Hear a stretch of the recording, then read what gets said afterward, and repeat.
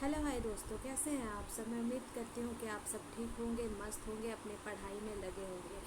मैं आपकी सूफी मैम अड्डा 24/7 फिज़िक्स एक्सप्लेन आरआरबी एनटीपीसी में आप सबका स्वागत करती हूँ। आज आपके एग्ज़ाम से रिलेटेड एक बहुत इंपॉर्टेंट महत्वपूर्ण फैक्ट से जुड़े, जो आपके एग्ज़ाम में हमेशा क्वेश्चन इससे पूछा जाता है, वो चाहे आरआरबी हो, एनटीपीसी हो, स्टेट पीसीएस के एग्ज़ाम में हो, तो ये चैप्टर आपसे पूछा जाता है। तो आज का जो हम लोगों का टॉपिक है वो है magnetic and heating effect of current. आज हम इस टॉपिक के बारे में जानेंगे, इसके सारे फैक्ट्स को समझेंगे और हम और आप साथ मिल करके इसके पीवाईक्यू क्वेश्चंस को भी सॉल्व करेंगे और देखेंगे कि कैसे कैसे क्वेश्चंस हमारे एग्जाम्स में पूछे जाते हैं और हमको कैसे तैयारी करनी है। ठीक है, तो चलो स्टार्ट करते हैं। देखिए, इलेक्ट्रिक करंट क्या होता है, आपको पता है ना कि आप अब बिना किसी बिना बिजली के हम लोग रह सकते हैं? नहीं रह सकते। कोई काम कर सकते हैं? नहीं कर सकते। कोई भी एक्सपेरिमेंट को परफॉर्म अगर आपको करना होगा तो उसके लिए इलेक्ट्रिसिटी की ज़रूरत होती है। तो सबसे पहले हम लोगों का ये heating and magnetic effect of current को पढ़ने से पहले ये जानना ज़रूरी है कि करंट क्या होता है। करंट क्या होता है? करंट किसी कंडक्टिंग वायर जिससे इलेक्ट्रॉन के फ्लो होता है पर यूनिट टाइम में, इलेक्ट्रॉन फ्लो होता है पर यूनिट टाइम में, उसी को हम लोग करंट बोलते हैं। जैसे कि देखिए, करंट क्या है, मैंने यहाँ पे मेंशन किया है। देखिए कि करंट क्या है। करंट कॉन्सेप्ट एक अनुसूचित क्या है, एक अनुशासित सेना की तरह इलेक्ट्रॉन की एक दिशा में बहना। जब इलेक्ट्रॉन कंडक्टिंग वायर के अंदर जब फ्लो करता है, एक ही डायरेक्शन में फ्लो करता है, तो उसको हम लोग क्या बोलते हैं, इलेक्ट्रॉन के फ्लो को ही हम लोग क्या बोलते हैं, पर यूनिट टाइम में जितना इलेक्ट्रॉन एक डायरेक्शन में फ्लो हो रहा है उसी को हम लोग बोलते हैं, क्या बोलते हैं, इलेक्ट्रिक करंट बोलते हैं। और हम लोग इसको इंग्लिश में कैसे बोल सकते हैं, flow of free electrons per unit time. तो इसको हम लोग कैसे डिफाइन करते हैं दोस्तों, ये I = हो जाता है I = Q। Q का मतलब होता है चार्ज। चार्ज जितना है, चार्ज मीन्स इलेक्ट्रॉन जो उस वायर में मूव कर रहा है पर यूनिट टाइम।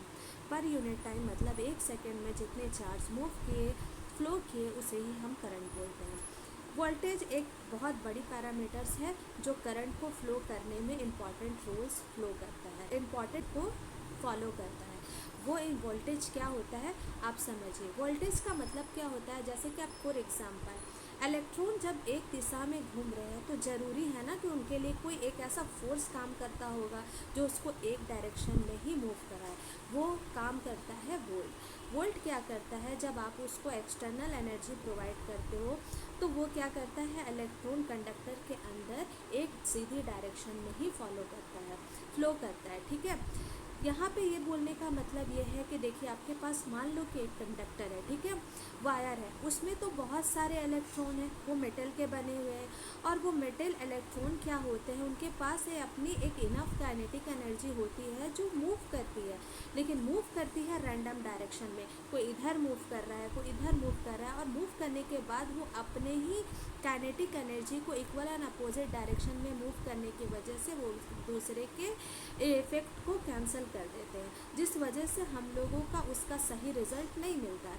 करंट मिलने के लिए हम लोग एक्सटर्नल वोल्ट को सप्लाई में देते हैं, और वो वोल्ट क्या करता है, इलेक्ट्रॉन के फ्लो को एक ही डायरेक्शन में डायरेक्टेड कर देता है, जिस वजह से हम लोगों को क्या मिलता है, करंट मिलता है। तो आपको समझ में आया होगा करंट क्या होता है। करंट होता है जब इलेक्ट्रॉन फ्लो होते हैं पर यूनिट टाइम में, यानी एक सेकेंड में जितने चार्ज फ्लो हो रहे हैं एक डायरेक्शन में, और एक डायरेक्शन में फ्लो करवाने के लिए कौन रिस्पॉन्सिबल है, वोल्टेज रिस्पॉन्सिबल है। और पर यूनिट टाइम में जितने चार्ज फ्लो होते हैं उसको हम करंट कहते हैं। और एक सीधी डायरेक्शन में जब करंट को फ्लो कराया जाता है, दैट मीन्स इलेक्ट्रॉन को फ्लो कराया जाता है, उसी को हम लोग वोल्टेज कहते हैं। मैंने यहाँ पे एक चीज़ मेंशन की है, आप देखिए कि वोल्टेज का कॉन्सेप्ट को समझने के लिए पानी की मोटर का प्रेशर, इसमें क्या होता है कि पानी का प्रेशर क्या होता है, एक डायरेक्शन में आता है। ठीक है, आप क्या करते हो, पानी का मोटर जो है उसको आप क्या करते हो, उसके सर्किट में उसके प्लग को लगाते हो, और जैसे ही अब उसको ऑन करते हो तो पानी एक ही डायरेक्शन में फ़्लो करता है। तो पानी को फ्लो कराने के लिए एक ही डायरेक्शन में जिस तरह से जिम्मेदार है, उसी तरह से इलेक्ट्रॉन को एक ही डायरेक्शन में फ्लो कराने के लिए वैसे ही पोटेंशियल भी जिम्मेदार है। ठीक है। तो पोटेंशियल और करंट क्या होता है ये इस स्लाइड से आपको समझ में आया होगा, ठीक है।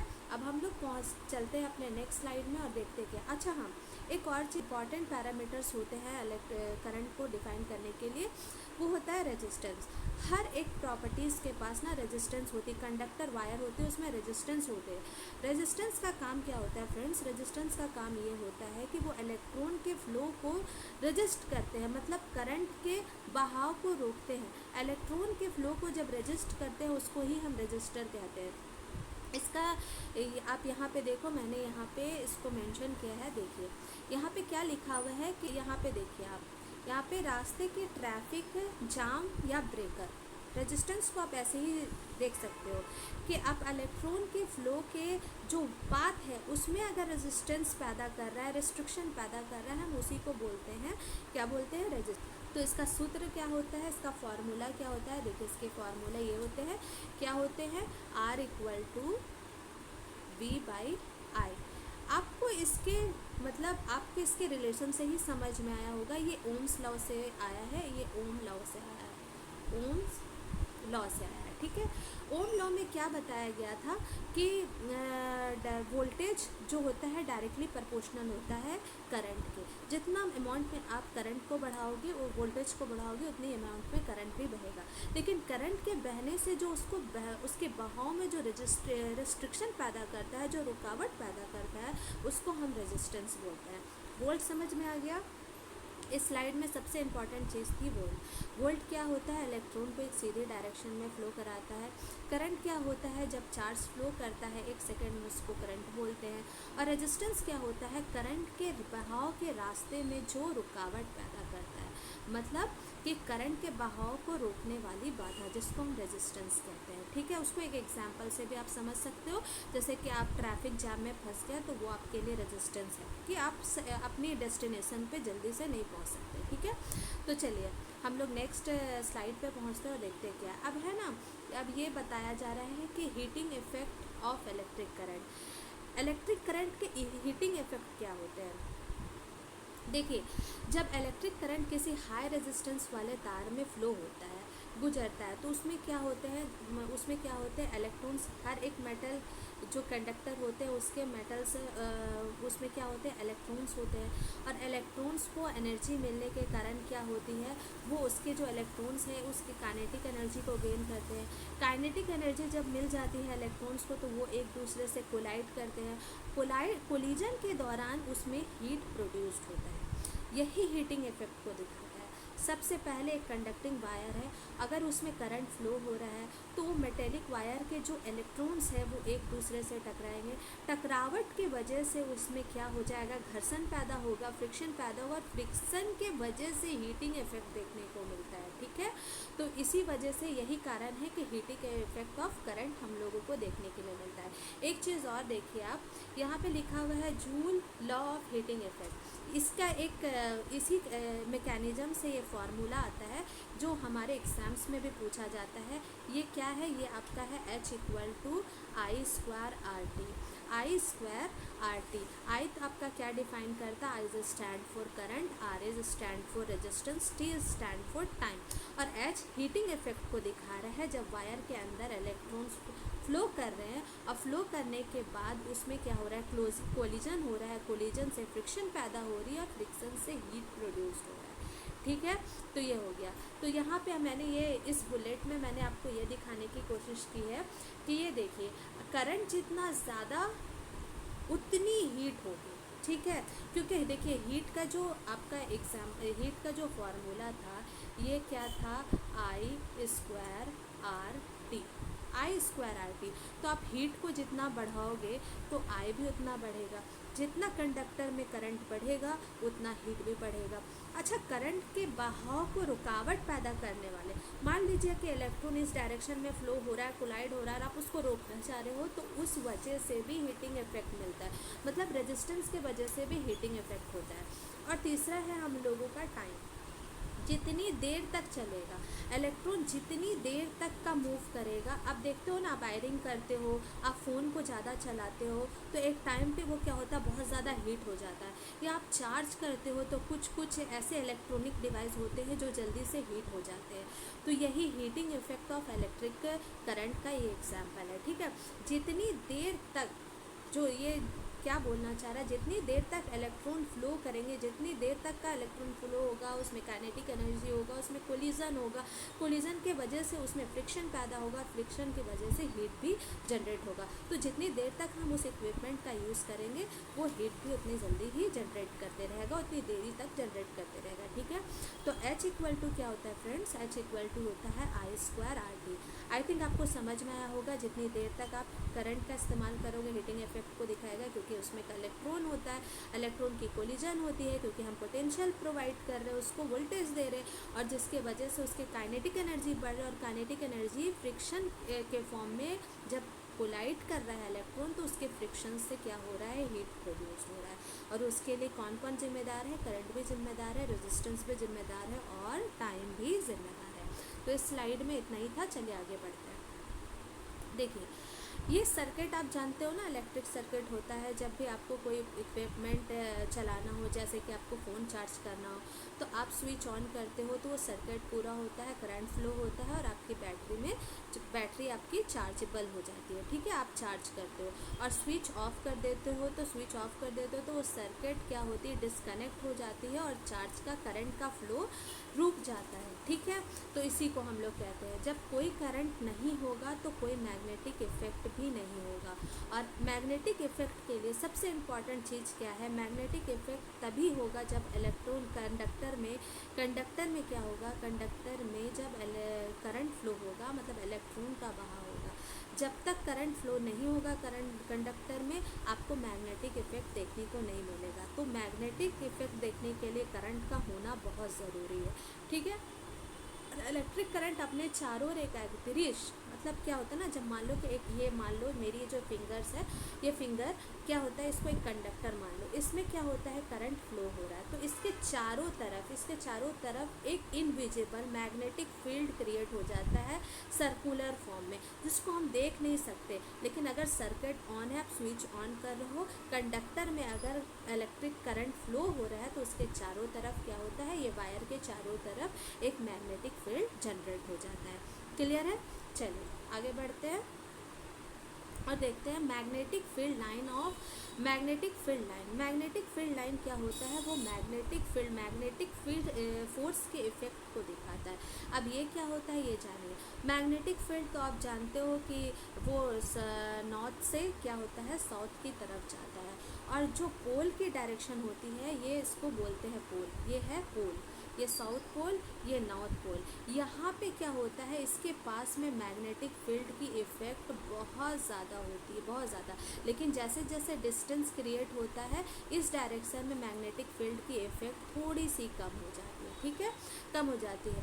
तो यहाँ पे क्या हो गया, अब मैग्नेटिक फील्ड लाइन क्या होती है, मैग्नेटिक फील्ड लाइन हमेशा नॉर्थ पोल से, देखिए यहाँ से निकलेगी और साउथ पोल में जाएगी, यहाँ से निकलेगी साउथ पोल में जाएगी। ये एक्सटर्नल केस है, ये एक्सटर्नल केस है। और इंटरनल केस में ये मैग्नेट के अंदर, इस मैग्नेट के अंदर कैसे जाएगी, साउथ से नॉर्थ जाएगी, साउथ से नॉर्थ जाएगी। ठीक है, तो साउथ पोल्स में प्रवेश करती है, और इनसाइड द मैग्नेट क्या होता है, साउथ से नॉर्थ जाती है। ठीक है, मैग्नेटिक फील्ड लाइन कैसे काम करती है, मैग्नेटिक फील्ड लाइन का जो डायरेक्शन होता है वो कहाँ से कहाँ तक होता है, नॉर्थ से साउथ। लेकिन कब, एक्सटर्नल में। इंटरनल में क्या होता है, इंटरनल द मैग्नेट में क्या होता है, वो साउथ से नॉर्थ जाती है। ठीक है, यहाँ तक क्लियर हुआ। अब देखिए, दो फील्ड लाइंस कभी भी टकरा नहीं सकती। ये जो फील्ड लाइन देख रही है ना, यहाँ से निकल रहा है और साउथ में जा रहा है, तो नंबर ऑफ लाइंस निकल रहे हैं, तो क्या दो लाइंस एक जगह एक दूसरे को कट करेंगे, नहीं करेंगे। आपको पता है ना, बहुत सारे सेलर्स होते हैं जो, मान लो ये आप देखे होंगे कि बहुत बड़ी बड़ी शिप चलती है, उसमें जो नेवी फोर्सेस होते हैं, वो किसी डायरेक्शन को पता करने के लिए क्या कंपास को यूज़ करते हैं। अगर ये फील्ड लाइन आपस में टकराती तो एक मैग्नेटिक फील्ड जो होता है ना, ये जो कंपास होती है वो एक टाइम में अलग अलग टाइम दिखाती है, एक समय में अलग अलग टाइम दिखाती है, जो बिल्कुल भी पॉसिबल नहीं है। इससे ये साबित हो गया कि दो मैग्नेटिक फील्ड कभी भी एक दूसरे से इंटरसेक्ट नहीं करती है। अगर करती तो कंपास में एक टाइम में, एक समय में दो दो टाइम आपको मेज़र होता, पर ऐसा होता नहीं है। इसलिए ये क्लियर हो गया कि कभी भी मैग्नेटिक फील्ड एक दूसरे से इंटरसेक्ट नहीं करती है, ठीक है। और इसके स्ट्रेंथ क्या होते हैं, इनके फोर्स क्या होते हैं। पोल के पास लाइंस बहुत घनी होती है, देखिए ये पोल्स है ना, ये पोल के पास देखिए कि लाइंस जो है कितनी ज़्यादा इंटेंस है। तो यही बोल रही है कि जहाँ पे पोल्स के पास बहुत ज़्यादा क्राउडेड होते हैं और वहाँ magnetic field, strong magnetic field होती है, और दूर जाने पे फील्ड क्या हो जाती है, कमज़ोर हो जाती है, ठीक है। तो नॉर्थ पोल और साउथ पोल के पास मैग्नेटिक फील्ड हमेशा स्ट्रॉन्ग रहेगी, और जैसे जैसे डिस्टेंस बढ़ता जाएगा वहाँ पे मैग्नेटिक फील्ड का इफेक्ट कम हो जाएगा। इस स्लाइड में हम लोगों ने क्या सीखा, इस स्लाइड में हम लोगों ने सीखा कि मैग्नेटिक फील्ड लाइन कहाँ से कहाँ जाती है, नॉर्थ से साउथ जाती है। नॉर्थ से साउथ क्यों जाते वक्त उनकी जो स्ट्रेंथ होती है पोल पे ज़्यादा होती है, और इंटरनली मतलब मैग्नेट के अंदर जो डायरेक्शन ऑफ फ्लो होता है मैग्नेटिक फील्ड का, वो कैसा होता है, वो होता है इंटरनली साउथ टू नॉर्थ, ठीक है। और हमेशा ये बात को याद रखना है कि जब दो मैग्नेटिक फील्ड लाइन निकलती है तो वो एक दूसरे को कभी भी एक पॉइंट पे इंटरसेक्ट नहीं करती है। क्लियर। इस स्लाइड में इतना ही था, चलिए आगे बढ़ते हैं और देखते हैं क्या है। अच्छा, अब ये है कि करंट तो फ्लो हो रही है, तो करंट का डायरेक्शन क्या होगा, उसके डायरेक्शन को कैसे निकालेंगे आप उसको समझो।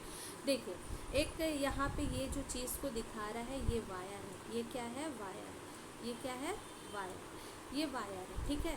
इस वायर के मान लीजिए ये कंडक्टर है, ये आपके पास एक कंडक्टर है, इसमें ऐसे इस डायरेक्शन में करंट फ्लो हो रहा है। तो जिस डायरेक्शन में करंट फ्लो हो रहा है आप अपने थंब को इस डायरेक्शन में रखिए, इस डायरेक्शन में करंट फ्लो हो रहा है तो इस डायरेक्शन में अपने अंगूठे को रखिए, और इस कंडक्टर के चारों ओर अपने ये जो फिंगर्स है, ये फिंगर्स देखिए, ये वाले फिंगर्स को कर्ल कीजिए।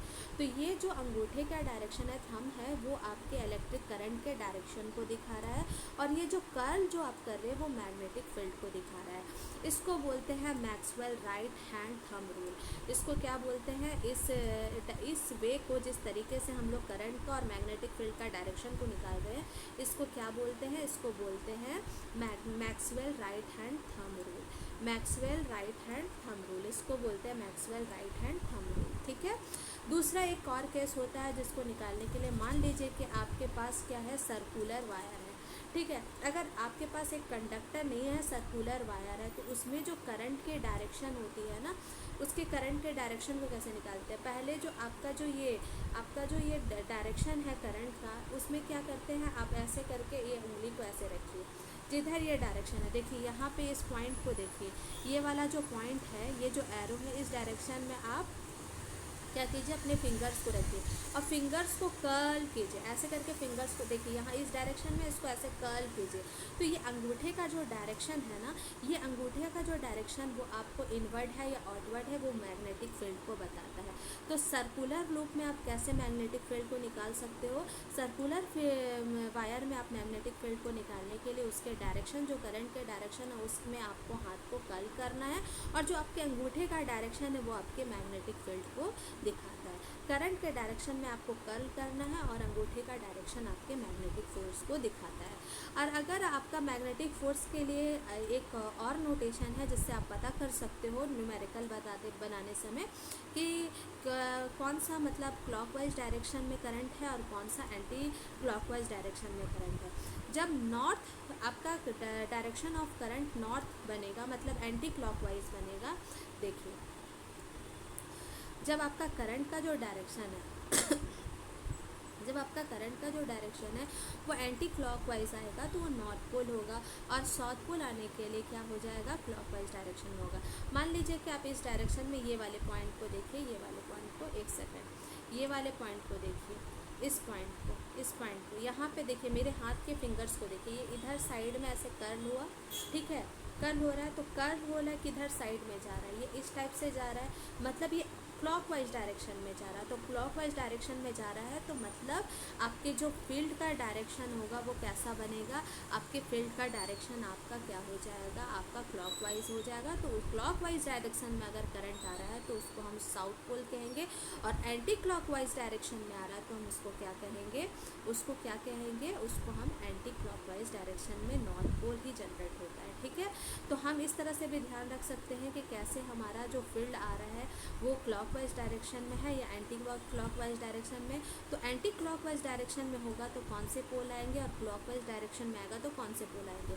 तो एंटी क्लॉकवाइज डायरेक्शन में आएगा तो आपका क्या हो जाएगा, आपका एंटी क्लॉकवाइज डायरेक्शन में नॉर्थ पोल आएंगे, और आपके साउथ के से लिए क्या आ जाएगा, आपका क्लॉकवाइज डायरेक्शन आ जाएगा। ठीक है, तो इस स्लाइड में बस इतना था कि आप किसी कंडक्टर वायर में कैसे अगर करंट फ्लो हो रहा है तो उसके फील्ड को कैसे निकाल सकते हो। तो राइट हैंड थंब रूल या राइट हैंड पाम रूल बोलते हैं। अगर कंडक्टर लॉन्ग स्ट्रेट वायर है तो आप करंट के डायरेक्शन में अपने अंगूठे को रखिए और कर्ल कर दीजिए, अपने ये सारे फिंगर्स को कर्ल करिए, उससे आपको मैग्नेटिक फील्ड मिलेगा और ये आपके करंट के डायरेक्शन को बताएगा। ठीक है, और जिधर करंट के और सर्कुलर वायर में जिधर करंट का जो डायरेक्शन है उसमें अपने फिंगर्स को कर्ल कीजिए, और आपका जो ये अंगूठा है वो आपको क्या दिखाएगा, फील्ड का डायरेक्शन बताएगा। और फील्ड का डायरेक्शन बताने के लिए आपका अगर क्लॉकवाइज डायरेक्शन में आ रहा है तो साउथ पोल बनेगा, और आपके अगर एंटी क्लॉकवाइज डायरेक्शन में आ रहा है तो आपका कौन सा पोल बनेगा मैग्नेटिक फील्ड का, वो नॉर्थ पोल बनेगा। ठीक है, तो यहाँ पे जस्ट उल्टा केस हो जाता है, यहाँ पे आपका अंगूठा मैग्नेटिक फील्ड को दिखाने लगता है, और यहाँ पे जब करंट कंडक्टिंग वायर जो होता है उसमें आपका अंगूठा क्या होता है, आपके करंट को शो करता है। बस यहाँ पे दो केस है, दोनों अपोजिट है लेकिन एक ही रूल से काम करता है। ठीक है,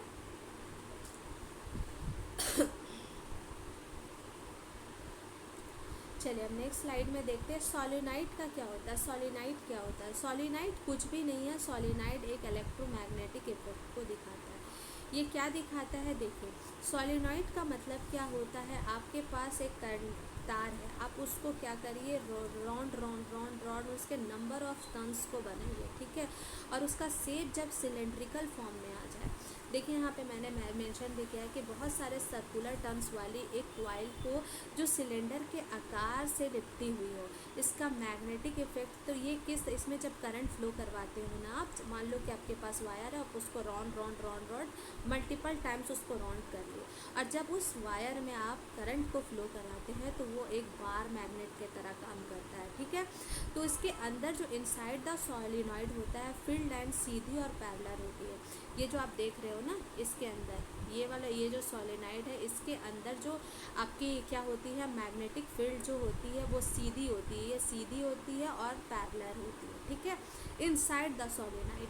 ठीक है, और यूनिफॉर्म मैग्नेटिक फील्ड होती है, हर जगह मैग्नेटिक फील्ड का इफेक्ट समान होता है। यूनिफॉर्म का मतलब होता है कि सोलेनोइड के अंदर क्या होती है, मैग्नेटिक फील्ड एक सीधी लाइन में होती है, पैरेलल होती है, और उसके अंदर मैग्नेटिक फील्ड हमें हर एक जगह क्या होता है, यूनिफॉर्म होता है। ठीक है, और इसी से क्या होता है, इसी से इलेक्ट्रोमैग्नेट का जन्म होता है। कैसे, जब आप इसी number of turns of coil में, मतलब आपके पास एक वायर है, कॉपर वायर, आप उसको नंबर ऑफ टर्न्स में राउंड कर दो, और उसके अंदर वो जो अंदर में है उसके अंदर क्या, सॉफ्ट आयरन कोर को डाल दो, तो वो क्या होता है, और उसमें जब आप करंट को फ्लो करा रहे हो तो आपको पता है ना कि उसके अंदर में, सोलेनोइड के अंदर में करंट फ्लो कराने से एक मैग्नेटिक फील्ड लाइन प्रोड्यूस्ड होती है, और वो पैरेलल होती है और यूनिफॉर्म होती है। तो मैग्नेटिक फील्ड है, और उस पर करंट को, जब आप मैग्नेटिक फील्ड है उसमें करंट जब आ रहा है तो वो किस तरह के तरह इफेक्ट करने लगता है, एक शक्तिशाली चुंबक बन जाता है, मतलब परमानेंट मैग्नेट के तरह काम करने लगता है। तो सोलेनोइड के अंदर जब हम सॉफ्ट आयरन कोर को रख देते हैं तो मैग्नेटिक फील्ड के इफेक्ट से वो सोलेनोइड किस तरह से बिहेव करने लगता है, एक परमानेंट मैग्नेट के तरह बिहेव करने लगता है। ठीक है, तो समझ में आ गया। इस स्लाइड में क्या था, सोलेनोइड क्या है कि आपके पास अगर कोई कंडक्टर वायर है, जैसे कि आप कॉपर की वायर को ले लो, उसको नंबर ऑफ टर्न्स में राउंड कर लो, और उसमें क्या करो, आप इलेक्ट्रिसिटी को प्रोवाइड करो। जब इलेक्ट्रिक करंट उसमें प्रोवाइड होती है तो उसके उसके अंदर एक मैग्नेटिक फील्ड प्रोड्यूस हो जाता है जो पैरेलल लाइन में होता है, और हर जगह यूनिफॉर्म होता है सोलेनॉइड के अंदर, ठीक है। उसके बाद फिर क्या होता है, जब आप दूसरी केस में आप देखोगे कि वो परमानेंट मैग्नेट इलेक्ट्रोमैग्नेट के तरह कैसे बिहेव करने लगता है। इलेक्ट्रोमैग्नेट के तरह तब बिहेव करने लगता है उसी सोलेनॉइड के अंदर जब आप सॉफ्ट आयरन कोर के एक छड़ को, एक रॉड को डालते हो, तो वो क्या होता है, परमानेंट मैग्नेट के तरह बिहेव करने लगता है, क्योंकि उसके अंदर मैग्नेटिक फील्ड तो है ही। आप करंट फ्लो किए हो, करंट फ्लो करने से उसमें मैग्नेटिक फील्ड आ गया और परमानेंट मैग्नेटिक फील्ड के तरह ही वो बिहेव करने लगता है, ठीक है। तो ये वाला होगा। जैसे जैसे आप करंट को बढ़ाओगे, स्ट्रेंथ इसका कैसे बढ़ा सकते हो, इसकी ताकत को कैसे बढ़ा सकते हो, इसके मैग्नेटिक इफेक्ट को आप कैसे बढ़ा सकते हो। जैसे ही आप आयरन कोर को, जैसे सॉफ्ट आयरन कोर को इसके अंदर डालते हो, आप इसके करंट को बढ़ाओ। जितना करंट को बढ़ाओगे उतना ही मैग्नेटिक इफेक्ट इसका बढ़ेगा, और जितना मैग्नेटिक इफेक्ट इसका बढ़ेगा उतना ही इसकी परमानेंट मैग्नेटिक प्रॉपर्टीज़ भी बढ़ जाएगी। जितना नंबर ऑफ टर्न्स को आप क्रिएट करोगे, नंबर ऑफ टर्न्स भी इसके क्या हो जाएंगे, उतने नंबर्स ऑफ टर्न्स भी आपके क्या हो जाएंगे, नंबर ऑफ टर्न्स भी आपके उतने बढ़ने लग जाएंगे, ठीक है। तो जितना नंबर ऑफ टर्न्स बढ़ाओगे तो भी बढ़ेगा, और जितना करंट बढ़ाओगे उतना ही बढ़ेगा। इसका एक फार्मूला होता है फ्रेंड्स, इसका फार्मूला होता है B = म्यू नॉट एन आई। इसका मतलब क्या होता है, म्यू नॉट एक होता है मैग्नेटिक प्रॉपर्टीज़ होती है मटेरियल की, जिसको परमिएबिलिटी बोलते हैं। इसका वैल्यू क्या होता है, म्यू नॉट का वैल्यू होता है, म्यू नॉट की वैल्यू होती है 4 पाई 10⁻⁷ -7, 10⁻⁻7 होती है, क्लियर। तो यहाँ पे इसका फॉर्मूला, तो देखिए मैग्नेटिक फील्ड, जितना आप नंबर ऑफ टर्न्स को बढ़ाओगे उतना मैग्नेटिक फील्ड बढ़ेगी, कहाँ, सोलेनाइड की। और मैग्नेटिक फील्ड जितनी बढ़ेगी उतना ही ज़्यादा ये इलेक्ट्रोमैग्नेट के तरह ही परमानेंट इलेक्ट्रोमैग्नेटिक, मतलब जो बोलते हैं ना शक्तिशाली चुंबक के तरह ये बिहेव करने लगेगा, ठीक है, याद रहेगा। तो इस इम्पॉर्टेंट फैक्ट्स को आप याद रखिए। ओके फ्रेंड, चलिए हम लोग आगे बढ़ते हैं और देखते हैं नेक्स्ट स्लाइड में हमारा क्या है। अब देखिए हम लोगों का क्या है, अभी तो सोलेनाइड पढ़ा। सोलेनाइड क्या है कि नंबर ऑफ टर्न्स एक वायर का बना लेते हैं, उसमें करंट फ्लो करते हैं तो उसमें मैग्नेटिक फील्ड क्रिएट हो जाता है, और inside the solenoid magnetic field क्या होता है, पैरेलल होता है और यूनिफॉर्म होता है। जैसे ही हम सॉफ्ट आयरन कोर को उसके अंदर रख देते हैं तो वो एक शक्तिशाली चुंबक की तरह बिहेव करने लगता है। और सोलेनाइड का फॉर्मूला क्या होता है, magnetic field = mu naught N I. जितना नंबर ऑफ टर्न्स हम बढ़ाएंगे उतना ज़्यादा उसकी मैग्नेटिक फील्ड बढ़ेगी, और जितना करंट बढ़ाएंगे उतनी मैग्नेटिक फील्ड बढ़ेगी, और जितना मैग्नेटिक फील्ड बढ़ेगी उसकी मैग्नेटिक प्रॉपर्टीज़ भी बढ़ जाएगी, और वो एक शक्तिशाली मतलब स्ट्रॉन्ग मैग्नेट के तरह बिहेव करने लगेगा, ठीक है। अब हम लोग नेक्स्ट स्लाइड में देख रहे हैं इलेक्ट्रोमैग्नेट वर्सेस परमानेंट मैग्नेट। अब इलेक्ट्रोमैग्नेट क्या होता है और परमानेंट मैग्नेट क्या होता है, इसी के बारे में हम डिस्कस करेंगे। अभी तो आपने देखा ना कि सोलेनॉइड में जब करंट को हम फ्लो करते हैं तो करंट फ्लो होने की वजह से क्या होता है फ्रेंड्स, वो स्ट्रॉन्ग मैग्नेटिक इफेक्ट दिखाता है और स्ट्रॉन्ग मैग्नेट की तरह बिहेव करने लगता है। तो परमानेंट मैग्नेट्स क्या होते हैं और इलेक्ट्रोमैग्नेट्स क्या होते हैं, इसके बारे में ही हम लोग डिस्कस करेंगे। तो चलिए हम लोग डिस्कस करते हैं। देखिए पहले इसकी जो विशेषता है, जैसे मैग्नेटिज्म क्या होता है, जो टेम्प्रोरी भी होता है, परमानेंट भी रहता है। टेम्प्रोरी का मतलब क्या होता है, मैग्नेटिज्म का इफेक्ट तब तक रहेगा जब तक आप उस कंडक्टर में क्या करो, करंट फ्लो करो। और इसमें परमानेंट मैग्नेट में कोई ज़रूरी नहीं है कि आपको करंट हमेशा के लिए फ़्लो करना है, वो हमेशा के लिए परमानेंट मैग्नेट रहता है, उसके लिए ज़रूरी नहीं है कि आप करंट फ्लो करो या ना करो। लेकिन टेम्प्रोरी में जब तक आप करंट फ्लो करते हैं वो क्या हो जाता है, इलेक्ट्रोमैग्नेट की तरह बिहेव करता है, जैसे सोलेनॉइड। जब तक आप उसमें करंट फ्लो कर रहे थे वो मैग्नेटिक प्रॉपर्टी को दिखा रहा था और स्ट्रॉन्ग मैग्नेटिक इफेक्ट या बार मैग्नेट की तरह काम कर रहा था, ठीक है। इसके स्ट्रेंथ क्या होते हैं, इलेक्ट्रोमैग्नेट के होते हैं स्ट्रेंथ आपके, देखिए ये अत्यंत शक्तिशाली होता है। जितना करंट बढ़ाएंगे इसको एडजस्ट किया जाता है कि कितना स्ट्रॉन्ग चाहिए कितना कम चाहिए, वो करंट ही डिसाइड करता है और नंबर ऑफ टर्न्स डिसाइड करता है। आपको जितना ज़्यादा स्ट्रॉन्ग चाहिए आप करंट को बढ़ा दीजिए, नंबर ऑफ टर्न्स को बढ़ा दीजिए, इसका स्ट्रेंथ इसकी पावर बढ़ जाएगी। लेकिन ये फिक्स्ड होता है, परमानेंट मैग्नेट जो होता है फिक्स्ड होता है, इसको करंट की ज़रूरत नहीं होती है, जैसा है एज इट इज़ रहना पसंद करता है, ठीक है। पोलैरिटी क्या होती है? पोलैरिटी का मतलब होता है नॉर्थ पोल और साउथ पोल, जो हम लोगों ने फर्स्ट स्लाइड में डिस्कस किया था। इसमें क्या होता है ना, आप करंट को, मैंने बताया ना, करंट का डायरेक्शन आपका अगर एंटी क्लॉकवाइज है तो नॉर्थ पोल बन रहा है, और क्लॉकवाइज रहेगा तो साउथ पोल बन रहा है। इलेक्ट्रोमैग्नेट में क्या होता है, हम लोग एसी करंट को देते हैं, क्या है, अल्टरनेटिंग करंट में। वो पोलैरिटी होती है, पॉजिटिव और निगेटिव में चेंज होता है अल्टरनेटिंग करंट। मैं अल्टरनेटिंग करंट के लिए भी एक वीडियो लेकर के आऊँगी और उसमें बताऊँगी अल्टरनेटिंग करंट कैसे बिहेव करता है, उसकी पोलैरिटी कैसे चेंज होती है। बस इस वीडियो में आप ये जानिए कि वो अपनी पोलैरिटी को चेंज कर सकता है, जब पॉजिटिव कर सकता है, नेगेटिव कर सकता है, और उसके वजह से उसके डायरेक्शन चेंज होने से साउथ पोल और नॉर्थ पोल में चेंजेस होते हैं, ठीक है। ये मैग्नेटिक इफेक्ट को क्रिएट करता है। तो इलेक्ट्रोमैग्नेटिक में जो मैग्नेटिक प्रॉपर्टी होती है उसमें पोलैरिटी को हम चेंज कर सकते हैं। कैसे चेंज करेंगे? मैग्नेटिक प्रॉपर्टी चेंज होगी, पोलैरिटी चेंज होगी जब हम करंट को चेंज करेंगे। करंट का डायरेक्शन अगर एंटी क्लॉकवाइज है तो नॉर्थ पोल बन जाएगा, करंट का डायरेक्शन अगर आपका क्लॉकवाइज डायरेक्शन में है तो वो आपका क्या बन जाएगा? वो आपका बन जाएगा साउथ पोल बन जाएगा, ठीक है।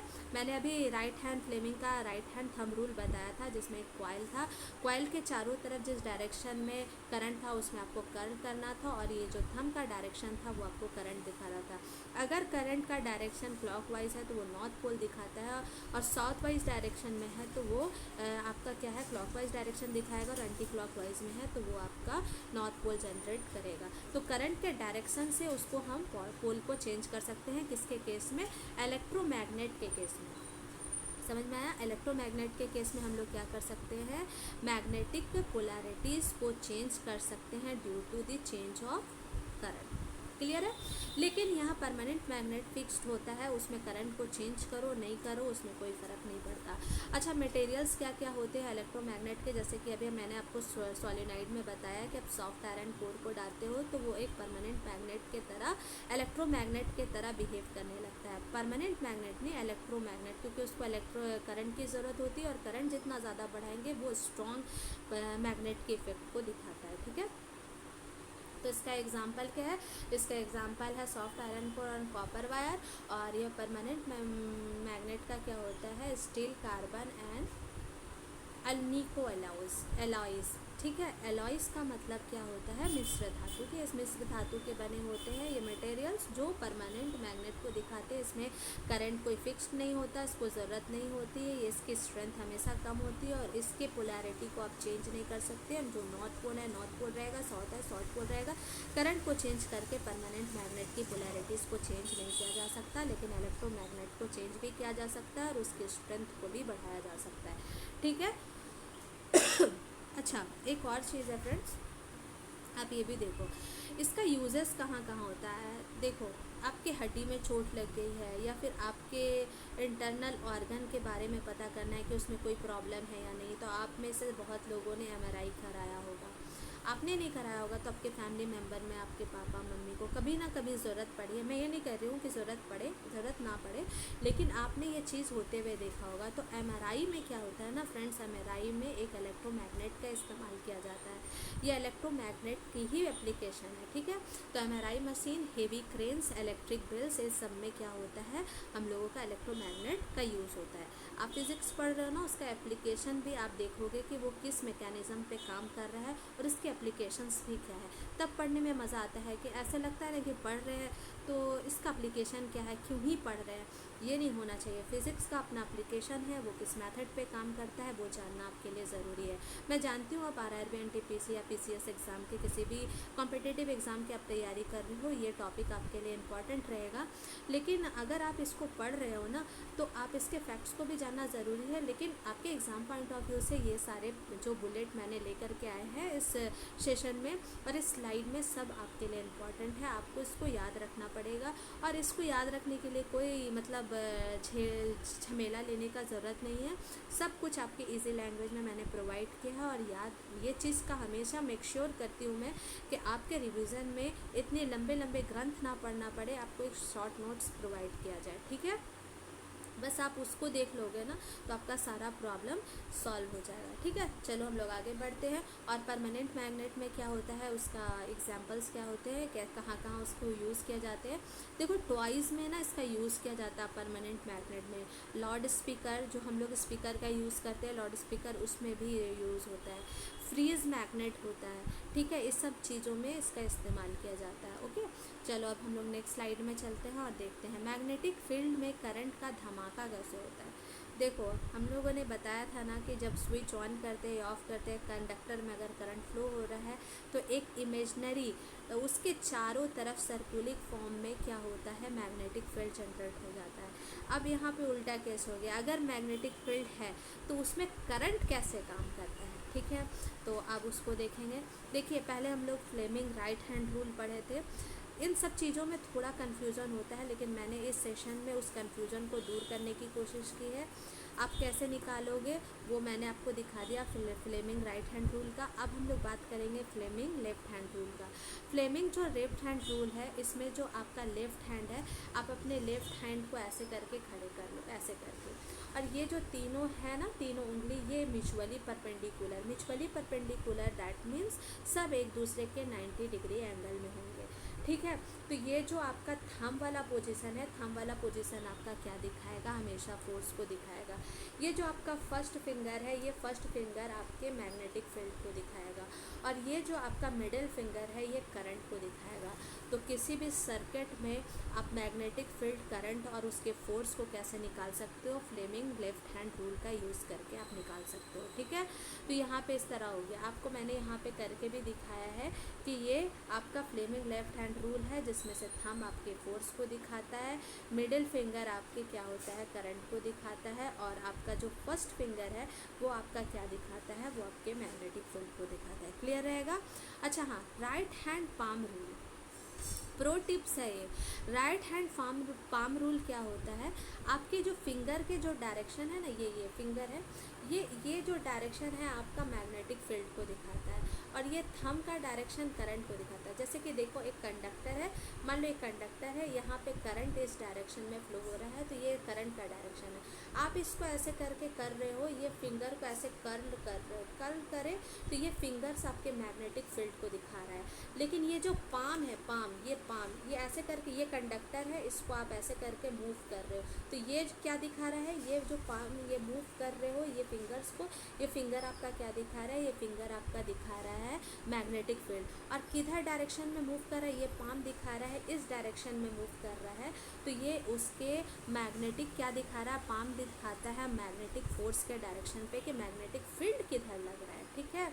तो फिंगर का डायरेक्शन मैग्नेटिक फील्ड को ये दिखाता है, ये मैग्नेटिक फील्ड है, और ये अंगूठा आपका क्या दिखाता है, थंब आपके करंट को दिखाता है, लेकिन ये जो पाम है ये आपका क्या दिखाता है, मैग्नेटिक फील्ड के फोर्स को दिखाता है कि वो अंदर की तरफ लग रहा है। अगर आप ऐसे कर रहे हो तो अंदर की तरफ लग रहा है, अगर ऐसे निकल रहा है तो ये आउट ऑफ द पेपर हो गया, ये बाहर की तरफ है। इससे आपको समझ में आएगा कि मैग्नेटिक फील्ड बाहर की तरफ है, और ऐसे करोगे तो मैग्नेटिक फील्ड अंदर की तरफ है, ठीक है। तो आपको समझ में आया होगा। इस स्लाइड में बस इतना ही है। अब नेक्स्ट स्लाइड में बढ़ते हैं और देखते हैं आगे क्या है, ठीक है। अच्छा चलिए, आप ये बहुत इंटरेस्टिंग चीज़ है जो आप लोगों के घर में होता है, आप इसका यूज़ भी करते हो, लेकिन बहुत लोगों को पता ही नहीं है कि अरे हमारे घर में जो वायर आ रहा है 3 प्लग का क्यों हो रहा है, 2 प्लग का क्यों हो रहा है, ये इस तरह का केसेस क्यों होते हैं। आज हम लोग वो चीज़ को भी समझेंगे, ठीक है। तो जो डोमेस्टिक इलेक्ट्रिक सर्किट होते हैं उसमें 3 वायर होते हैं, एक रेड होता है, एक ब्लैक होता है, एक होता है आपका ग्रीन। तो हर एक वायर का अलग अलग काम है। देखिए, जैसे कि आपका मान लीजिए कि एक बिजली मतलब आपका जो इलेक्ट्रिसिटी बना रहा है, वहाँ पे इलेक्ट्रिसिटी हाउस से करंट को फ्लो कराया, तो करंट को कैसे आपके घर में भेजता है, इलेक्ट्रिक खंबे से। तो वहाँ से मान लीजिए कि आपको क्या होता है, वोल्टेज के फॉर्म में क्या हो रहा है, करंट आ रहा है। तो लाइव वायर लाल कलर का होता है, जहाँ से आपके घर में मेन सप्लाई, मेन करंट आपका आ रहा है, तो वो लाल कलर का होता है, लाल वायर का, और उसको लाइव करंट बोलते हैं, जहाँ से आपके घर के लिए सप्लाई वोल्टेज या सप्लाई करंट आ रहा है, ठीक है। और यहाँ पे जो आपका ब्लैक है, वो ब्लैक वायर क्या होता है, आपका 0 वोल्ट का होता है। और 0 वोल्ट का क्यों होता है, वो काला होता है, क्योंकि देखिए आपके पास करंट आ रहा है, तो करंट को वापस जाने के लिए भी एक बात की ज़रूरत होती है। तो मेन करंट जो है, मेन पावर सप्लाई से आपके घर पे आ रहा है, और घर से आपके वो सप्लाई तक वापस जा रहा है, क्योंकि करंट को एक फ्लो, एक पाथ चाहिए उसके सर्किट को पूरा करने के लिए। तो एक तो लाइव का जो वायर है, लाइव वायर है, उससे आपका मेन पावर आपके घर पे आ रहा है, और न्यूट्रल वायर है जो आपके घर से फिर उस सप्लाई की तरफ, मेन पावर की तरफ जा रहा है। तो इससे उसका सर्किट पूरा हो गया। अब आप पूछ सकते हो कि मैम इससे तो इसका सर्किट पूरा हो गया आने और जाने का, लेकिन ये ग्रीन वायर का काम क्या होता है? देखिए, ग्रीन वायर का काम क्या होता है? ग्रीन वायर का काम होता है हरा रंग। आप पता है ये अभी मानसून का सीज़न है, आपके बालकनी में ये रखा होगा, वॉशिंग मशीन रखा होगा, अगर पानी उस पर पड़ गया ना, तो इस सीज़न में क्या होता है, बॉडी में ना करंट आता है, आप उसको छू के देखोगे ना, करंट मारेगा। तो वो उसी तरह के चीज़ों को बचाने के लिए हम लोग क्या करते हैं, क्या करते हैं हम लोग ग्रीन कलर के वायर का यूज़ करते हैं। और ग्रीन कलर का वायर का हम लोग इसलिए यूज़ करते हैं, यहाँ पे देखो कि उसके मेटल बॉडी से जुड़ा होता है, जैसे फ्रिज हो गया, टीवी होता है, उसके मेटल बॉडी से जुड़ा होता है कि जब आपको इलेक्ट्रिक करंट, वहाँ पे ऐसे केसेस में इलेक्ट्रिक शॉक से आपको बचा सके। और वो इलेक्ट्रिक करंट को क्या करता है ना, जो इलेक्ट्रिक शॉक को बचाने के लिए, वो अपने पाथ को पूरा करने के लिए अर्थिंग बोलते हैं हम, तो हम लोग उसके तार को कहाँ कर देते हैं, अर्थिंग में देते हैं, और अर्थिंग से वो अपने सर्किट को पूरा करता है और उस करंट को वो अर्थ के तरफ ले जाता है। ठीक है, तो एक लाइव करंट होता है, लाइव वायर होता है जहाँ मेन सप्लाई से आपके घर में आता है। न्यूट्रल वायर जो 0 वोल्ट का होता है, वो आपके इलेक्ट्रिक सर्किट के पाथ को पूरा करने के लिए वो आपके घर से मेन सप्लाई की तरफ जाता है। और ग्रीन वाला जो वायर होता है, आपके जो फ्रिज और टीवी या फिर कूलर या वॉशिंग मशीन में जो लगता है, आपको एक्स्ट्रा इलेक्ट्रिक शॉक से बचाने के लिए, अर्थिंग के लिए इस्तेमाल किया जाता है। क्लियर है, समझ में आ गया? ये हो गया। शॉर्ट सर्किट क्या होता है, बहुत चीज़ पूछा गया है एग्ज़ाम में, आपका आरआरबी एनटीपीसी के एग्ज़ाम में, पीसीएस के एग्ज़ाम में भी पूछा गया है, रेलवे के एग्ज़ाम में भी पूछा गया है, और टीचिंग एग्ज़ाम्स में भी पूछा गया है कि शॉर्ट सर्किट क्या होता है। शॉर्ट सर्किट क्या होता है फ्रेंड्स, उसमें क्या होता है, जब लाइट, रेड और ब्लैक वायर जब आपस में सीधे टकरा जाते हैं, ठीक है, तो उसमें रेजिस्टेंस 0 हो जाता है और करंट का बहाव बहुत ज़्यादा हो जाता है। मैंने ओम्स लॉ बताया ना, V = IR और R = V/I। अगर रेजिस्टेंस 0 हो गया तो मतलब समझो क्या हो गया, वोल्टेज करंट के इक्वल हो गया। ठीक है, तो करंट उस एक्सेसरीज में बहुत ज़्यादा अमाउंट में फ्लो होने लगेगा, जिससे हेवी करंट के वजह से आग लग जाती है। ठीक है, तो उसी को हम लोग शॉर्ट सर्किट बोलते हैं। और ओवरलोडिंग क्या बोलते हैं, जब एक ही आपके पास ये होगा, क्या बोलते हैं उसको, क्या तो बोलते हैं, एक्सटेंशन बोर्ड, आपके पास एक्सटेंशन बोर्ड होगा। अब एक्सटेंशन बोर्ड में आप बहुत सारा कुछ को उसी में क्या करते, उसका एक कैपेसिटी होता है कि आप उसमें से 3 या 4 ही चला सकते हो। अब आप हाई पावर वाले एक्सेसरीज़ को या फिर इलेक्ट्रॉनिक डिवाइस को आप उसमें पुट अप कर देते हो, तो उसमें लोड ज़्यादा हो जाता है। यहाँ पे देखो मैंने लिखा है, जब एक ही सॉकेट में बहुत सारे अप्लायंसेस लगा दिए जाते हैं, सॉकेट जिसमें आप प्लग को लगाते हो, ठीक है, जब आप एक ही सॉकेट में बहुत सारे अप्लायंसेस को लगा देते हो तो वो ओवरलोडेड हो जाता है, जिसके वजह से आपका क्या हो जाता है, ओवरलोडिंग हो जाता है। जब एक ही सॉकेट में बहुत सारे अप्लायंसेस लगा दिए जाते हैं तो ओवरलोडिंग हो जाता है, इसके वजह से भी शॉर्ट सर्किट होने का खतरा होता है। और शॉर्ट सर्किट कब होता है, जब लाइव वायर और न्यूट्रल वायर एक दूसरे से सीधे टकरा जाते हैं। ठीक है, सीधे टकराने की वजह से रेजिस्टेंस 0 हो जाता है और करंट बहुत ज़्यादा बढ़ जाता है, जिससे आग लग जाती है और शॉर्ट सर्किट हो जाता है। क्लियर हो गया? तो इसमें सिर्फ इतना ही था। चलिए हम लोग आगे बढ़ते हैं और आगे देखते हैं कि नेक्स्ट स्लाइड में हम लोगों के पास क्या है और हम लोगों को क्या देखना है। देखो पावर सोर्सेस क्या होते हैं फ्रेंड्स, पावर सोर्सेस जैसे कि अभी मैं बता रही हूँ कि पावर का आप इस्तेमाल करते हो, तो उसके लिए कौन कौन से सोर्सेस हैं।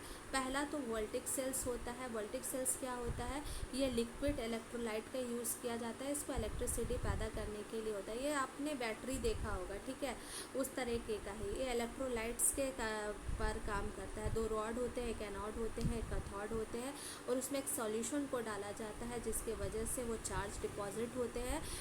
एनोड में पॉजिटिव चार्ज डिपॉजिट होता है और कैथोड में नेगेटिव चार्ज डिपॉजिट होते हैं, और चार्ज के डिपॉजिट होने के कारण वहाँ पे क्या हो जाता है, एक इलेक्ट्रॉन के फ्लो का सिस्टम बन जाता है। ठीक है, तो वोल्टिक सेल्स होते हैं जिससे हम चार्ज को फ्लो करा सकते हैं, मतलब करंट को फ्लो करा सकते हैं। इस स्लाइड का ही है पावर सोर्सेस का हम क्या क्या यूज़ करते हैं। एक ड्राई सेल्स होता है जो हम लोग रिमोट वगैरह में यूज़ करते हैं, ठीक है, और एक रिचार्जेबल से बैटरीज होता है जिसका एग्जांपल है लिथियम आयरन। अभी जितने भी सारे इलेक्ट्रॉनिक्स आइटम्स बन रहे हैं, जैसे आपके फ़ोन्स हो गया, लैपटॉप्स हो गया, उसमें क्या होता है, उसमें एक बैटरीज होती है जिसको क्या होता है हमेशा चार्ज करने की ज़रूरत होती है। उसमें क्या होता है, चार्ज कैपेसिटर होता है, कैपेसिटर अपने चार्ज को स्टोर करता है, जैसे ही आप यूज़ करते हो वो ट्रेन हो जाता है, फिर से उसको चार्ज करने की ज़रूरत पड़ती है, नीड पड़ती है। लेकिन ये दोनों सिस्टम में बार बार चार्ज करने की ज़रूरत नहीं पड़ती। आप टॉर्च का सेल देखो, वो सेल ख़त्म हो गया, उसको फेंक दो, ठीक है। ये सारे इलेक्ट्रोलाइट्स पे काम करते हैं। एक ड्राई सेल्स होता है, एक वोल्टिक सेल होता है। वोल्टिक सेल्स क्या होते हैं, इलेक्ट्रोलाइट्स पे काम करते हैं, ठीक है। इलेक्ट्रोलाइट्स क्या होता है, ये केमिस्ट्री का पार्ट है, लेकिन फिर भी ये इलेक्ट्रोलाइट्स क्या होते हैं, इसमें कैसे करंट फ्लो होता है, मैं उसके लिए एक अलग वीडियो बना दूंगी, चाहे ताकि आपकी अंडरस्टैंडिंग क्लियर हो जाए। क्लियर है? तो चलिए अब नेक्स्ट स्लाइड पे बढ़ते हैं। अब देखिए आपके एग्ज़ाम के लिए सबसे इम्पॉर्टेंट चीज़ है, ठीक है, क्या है, देखिए पहले क्या है, ओम्स लॉ। ओम्स लॉ क्या बोलता है, ओम्स लॉ है V equal to I R, V directly proportional to I R. Directly proportional कभी भी हटता है तो उसमें एक प्रोपोर्शनलिटी कांस्टेंट लगता है, और वही है रेजिस्टेंस, ठीक है। और रेजिस्टेंस क्या होता है, हमेशा करंट के इन्वर्सली प्रोपोर्शनल होता है। शॉर्ट सर्किट के लिए भी यही जिम्मेदार होता है, ठीक है। और जूल हीटिंग इफेक्ट, जब हीटिंग इफेक्ट ऑफ करंट की बात हम करते हैं तो H इक्वल टू क्या होता है, आई स्क्वायर आर टी। आपने देखा है ना कि इलेक्ट्रॉन टकराता है, उसकी फ्रिक्शन की वजह से क्या होता है, हीटिंग इफेक्ट जनरेट हो जाता है, और हीटिंग इफेक्ट के वजह से ही हमारा क्या होता है, इक्विपमेंट ज़्यादा गर्म हो जाते हैं, ठीक है। उसके बाद पावर को आप जानते हो, पावर को आप कैसे निकालते हो, पावर इक्वल टू होता है वोल्टेज और करंट का प्रोडक्ट होता है। क्या होता है, वोल्टेज और करंट का प्रोडक्ट होता है। अब यहाँ पे आप पूछोगे कि मैम ये वोल्टेज और करंट का प्रोडक्ट होता है तो ये ऐसे क्यों लिखा हुआ है, देखो P इक्वल टू आपका होता है ना, P equal to V into I होता है ना। अब V इक्वल टू आई को आप क्या कर सकते हो, V आई को आप लिख सकते हो, आई को आप लिख सकते हो V बाई आर लिख सकते हो। तो ये पावर को हम लोग चेंज कर सकते हैं पैरेलल कंडीशन में और सीरीज कनेक्शन और पैरेलल कनेक्शन होता है ना, तो वो रजिस्टर पैरेलल कनेक्शन में पावर क्या होगा और सीरीज कनेक्शन में आपका पावर क्या होगा। तो ये आपका पावर कब हो रहा है, ये आपका पावर आपका हो रहा है आपका पैरेलल कंडीशन में होता है V स्क्वायर बाय आर। आप इसको चेंज कर सकते हो, तो इसको आप V स्क्वायर भी आर भी लिख सकते हो, और एक तरीके से और लिख सकते हो, मैं आपको वो भी बता देती हूँ। एक सेकेंड, ये क्या हो गया, ठीक है। मैं एक और तरीके से आपको बता देती हूँ कि आप इसको कैसे लिख सकते हो। जैसे कि फॉर एग्ज़ाम्पल आप यहाँ पे P से आप ये देखते हो कि V equal to I R होता है, तो जैसे आप V equal to I R होता है, V इक्वल टू क्या होता है, आई आर होता है। तो P इक्वल टू क्या हो जाएगा, अगर V के जगह पे हम लोग आई आर और I लिखेंगे तो यहाँ पे P इक्वल टू क्या हो जाएगा, I square R, P square I square R हो जाएगा, ठीक है। तो P equal to I square R, मैं यहाँ लिख देती हूँ I square R equal to P। ये आपका करंट का पावर का फॉर्मूला है, आप उसको ओम के लॉ से चेंज करके लिख सकते हो। वो आपके क्वेश्चन के रिक्वायरमेंट पे तय करेगा कि आपको क्या दिया हुआ है, ठीक है। आपको का V स्क्वायर बाय आर लगाना है, ये V स्क्वायर इंटू आर लगाना है, ठीक है, आई स्क्वायर इंटू आर लगाना है। ये आपके क्वेश्चन के रिक्वायरमेंट पे तय करेगा, और वो उस बात पे डिपेंड करेगा कि क्वेश्चन किस तरीके से दिया हुआ है। मैं आपको क्वेश्चन भी कराऊंगी जिससे आपका ये सारा जो डाउट है वो क्लियर। और उसके बाद फिर क्या है, उसके बाद फिर हम लोग देखेंगे मैक्सवेल थंब रूल देखा था कि कैसे स्ट्रेट वायर पे काम करता है और कैसे कंस्ट्रक्टिव वायर पर काम करता है। क्लॉकवाइज डायरेक्शन में देखे थे कि करंट अगर क्लॉकवाइज डायरेक्शन में बनेगा तो उसका पोल क्या हो जाएगा, साउथ पोल हो जाएगा, और एंटी क्लॉकवाइज में होगा तो उसका पोल कैसे जनरेट होगा। एंटी क्लॉकवाइज डायरेक्शन में अगर करंट फ्लो हो रहा है तब कैसा पोल जनरेट होगा, नॉर्थ पोल, और क्लॉकवाइज डायरेक्शन में अगर कैसा करंट फ्लो हो रहा है उससे बनेगा आपका साउथ पोल, क्योंकि करंट के ही इफेक्ट से मैग्नेटिज्म का इफेक्ट जनरेट होता है। क्लियर है? उसके बाद फिर क्या है, मैग्नेटिक फील्ड लाइंस कभी भी क्रॉस नहीं करते हैं, एक दूसरे को इंटरसेक्ट नहीं करते। अगर ऐसा होता तो आपके पास जो वो निडल्स होते हैं वो निडल्स एक टाइम में एक ही समय में दो टाइम को दिखा सकते थे, लेकिन ऐसा नहीं होता, ठीक है। सोलेनॉइड के अंदर जब हम लोग नंबर ऑफ टर्न्स को वायर को बढ़ा देते हैं, उसमें करंट को फ्लो कराते हैं, तो उसमें पैरेलल और यूनिफॉर्म मैग्नेटिक फील्ड जनरेट होता है। क्लियर है? उसके बाद फिर क्या है, पैरेलल सर्किट्स क्या होते हैं, parallel circuit use in home और ऑल अप्लाइंसेस गेट 220 वोल्ट्स। आपको पता है ना कि पैरेलल में क्या होता है, पैरेलल कनेक्शन एक होता है सीरीज कनेक्शन। पैरेलल कनेक्शन में क्या होता है, वोल्टेज आपका क्या होता है, सेम होता है और करंट डिवाइड हो जाता है। इसीलिए हम लोग क्या करते हैं, अपने घर के सारे अप्लाइंसेस को पैरेलल कनेक्शन में जोड़ते हैं ताकि हमारे सारे अप्लाइंसेस को सेम वोल्टेज मिले और सेम ब्राइटनेस के साथ वो ग्लो करे। ठीक है, आपको समझ में आया होगा। चलिए अब हम लोग आगे बढ़ते हैं और नेक्स्ट स्लाइड पे पहुंचते हैं।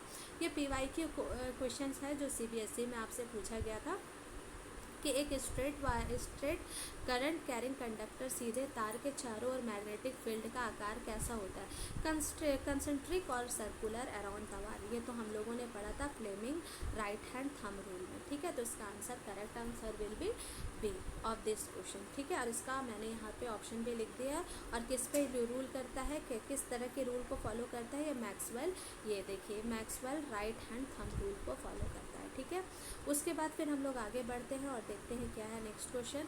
यहाँ पे आपका क्या है, यहाँ पे पूछ रहा है, यहाँ PYQ क्वेश्चन पूछा गया था कि अल्फा पार्टिकल्स क्या होते हैं। एक अल्फा पार्टिकल पॉजिटिव चार्ज होता है, अल्फा पार्टिकल के पास पॉजिटिव चार्ज होता है। ठीक है, वो नीचे की ओर जा रहा है। मान लीजिए कि पॉजिटिव चार्ज है, मतलब चार्ज का डायरेक्शन अगर नीचे है तो करंट का डायरेक्शन क्या होगा, हमेशा याद रखना। पॉजिटिव चार्ज है तो पॉजिटिव चार्ज के डायरेक्शन में ही करंट का डायरेक्शन होता है। क्या याद रखोगे, पॉजिटिव चार्ज के डायरेक्शन में ही करंट का डायरेक्शन होता है। और करंट हमेशा, इलेक्ट्रॉन का फ्लो कैसे होता है, इलेक्ट्रॉन का फ्लो करंट के अपोजिट डायरेक्शन में होता है। करंट का डायरेक्शन किधर होता है, अपोजिट डायरेक्शन में होता है। उसके लिए कौन जिम्मेदार होता है, ड्रिफ्ट वेलोसिटी। क्या होता है, ड्रिफ्ट वेलोसिटी, जो इलेक्ट्रॉन को एक ही डायरेक्शन में फ्लो कराता है उसको हम लोग वोल्टेज बोलते हैं। जो एक ही डायरेक्शन में फ्लो कराता है वो इलेक्ट्रिक इफेक्ट के कारण होता है।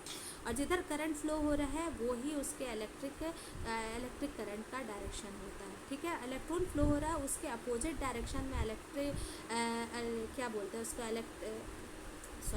जिधर देखिए, जिधर इलेक्ट्रॉन फ्लो हो रहा है ना उसके अपोजिट डायरेक्शन में इलेक्ट्रिक करंट का डायरेक्शन होता है। और जिधर इलेक्ट्रिक करंट का डायरेक्शन है पॉजिटिव चार्ज का डायरेक्शन भी उधर ही होता है। और जिधर पॉजिटिव चार्ज इलेक्ट्रिक करंट का डायरेक्शन है उधर ही इलेक्ट्रिक फील्ड का डायरेक्शन होता है। ये तीनों एक ही डायरेक्शन में होते हैं, लेकिन इसके अपोजिट डायरेक्शन में कौन काम करता है, इलेक्ट्रॉन काम करता है। याद रहेगा, तो ठीक है। तो करंट किधर के डायरेक्शन में, नीचे के डायरेक्शन में। तो यहाँ पर बोल रहा है फील्ड, मैग्नेटिक फील्ड क्या हो रहा है, राइट के तरफ लग रहा है। मैग्नेटिक फील्ड किधर बोल रहा है, राइट की तरफ। अगर आप अपने अंगूठे को नीचे की तरफ दिखाओ, मान लो कि ये आपका एक कंडक्टर है, ये नीचे की तरफ वायर है। आप इसको इस तरह से कर्व करोगे तो ये करंट के डायरेक्शन है, ये वाला आपका क्या मैग्नेटिक फील्ड के डायरेक्शन है। और ये जो पाम रूल है इससे आपको क्या दिखा रहा है, करंट के मैग्नेटिक फील्ड के इफेक्ट को दिखा रहा है, मैग्नेटिक फोर्स को दिखा रहा है। तो इसमें क्या हो जाएगा, यहाँ पूछ रहा है फोर्स का दिशा क्या हो जाएगा, आउट ऑफ द पेज, मतलब ये बाहर के तरफ मैग्नेटिक फील्ड लग रहा है। ठीक है, यह समझ में आ गया। उसके बाद फिर एक असर्शन और रीज़न है, मैं आपको क्वेश्चन दे रही हूँ आज इस टॉपिक का। ये आपका क्वेश्चन है, होमवर्क क्वेश्चन। आप इस क्वेश्चन को अटेम्प्ट कीजिए और इससे रिलेटेड क्वेश्चन को भी मैंने PDF में क्वेश्चन प्रोवाइड किया है, उसको सॉल्व कीजिए और कमेंट पे मेंशन कीजिए। और दोस्तों ये बताइए कि आपको ये सेशन कैसा लगा है। और मैं हमेशा कम्युनिटी पोस्ट में डालती रहती हूँ कि कौन सा वीडियो आपको चाहिए। आपको भी अगर ऐसा लगे कि मुझे कोई टॉपिक में आपको कोई प्रॉब्लम हो, आपको कोई फैक्ट समझ ना आ रहे हो या उसका क्वेश्चन समझ नहीं आ रहा हो, आप प्लीज़ मुझे अप्रोच कीजिए। ये चैनल आपका ही है और आप मुझे ये बताइए कि आपको नेक्स्ट टॉपिक किसमें चाहिए, PYQ चाहिए। आप मुझे कनेक्ट करते रहो, बताते रहो कैसा है। और अगर आपको इस वीडियो अच्छा लगा हो तो आप इसको लाइक कर दीजिए, सब्सक्राइब कर दीजिए और अपने दोस्तों में शेयर कर दीजिए। ठीक है, आई होप आपको ये सेशन पसंद आया होगा, इसके सारे फैक्ट्स आपको क्लियर हुए होंगे। So thank you so much, that is